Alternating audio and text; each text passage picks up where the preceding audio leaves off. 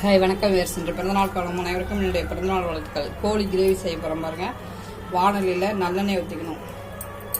எப்பொழுதுமே கோழி செஞ்சால் நல்லெண்ணெய் ஊற்றிக்கோங்க, ஏன்னா கோழி சூடு.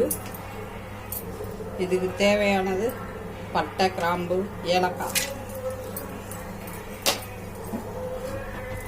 கொஞ்சம் பெருஞ்சீரகத்தூள்,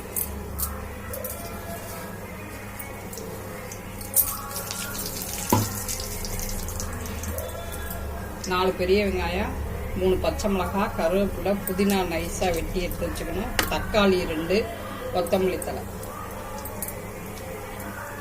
இப்போ வெங்காயத்தை போடணும்.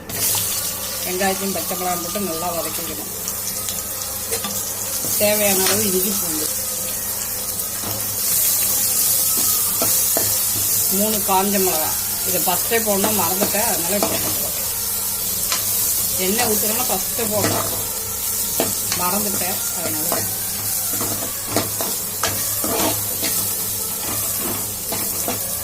நல்லா வதக்கிக்கணும். தக்காளியை போட்டுக்கணும், கொஞ்சம் கருவேப்பிலை, புதினா எல்லாத்தையும் போட்டு நல்லா வதக்கணும்.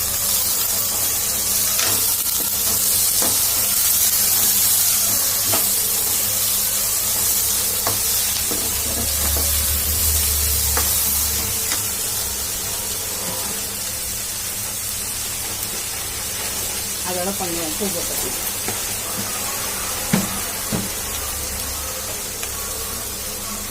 வெங்காயம், தக்காளி, வெங்காயத்தோட உப்பு போட்டு வதக்கினா சீக்கிரம் நல்லா வதங்கிடும்.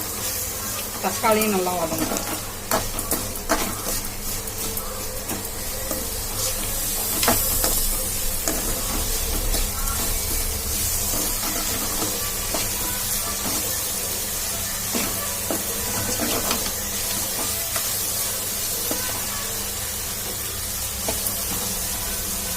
இடிக்கு இஞ்சி பூண்டு பேஸ்ட்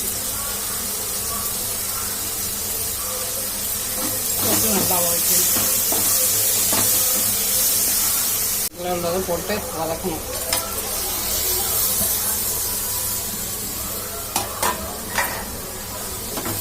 மஞ்சப்பொடி போட்டு நல்லா அலசி வச்சுட்டு மஞ்சப்பொடி போட்டு பெசரி வச்சிருக்கேன்.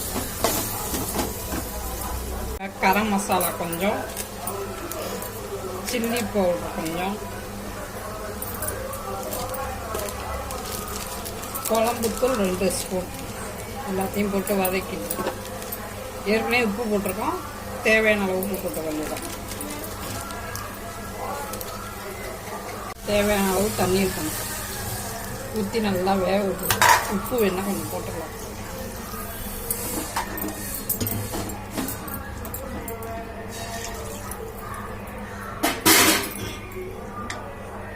உருளைக்கிழங்க அந்த கறியில் போடணும்.